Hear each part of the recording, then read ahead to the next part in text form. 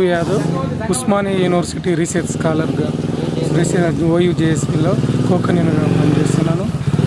ఈరోజు ఎంపీలు కావచ్చు, మంత్రులు కావచ్చు, ఎమ్మెల్యేలు కావచ్చు అందరూ రాజీనామాలు చేసి తెలంగాణ పోరాటానికి ఉద్యమిస్తున్న తరుణంలో కాంగ్రెస్ గవర్నమెంటు వీరి యొక్క రాజీనామాలను ఆమోదించి వెంటనే స్పష్టమైన నిర్ణయాన్ని ప్రకటన చేస్తూ తన ఉనికిని చాటుకోవాలని హెచ్చరిస్తున్నాము.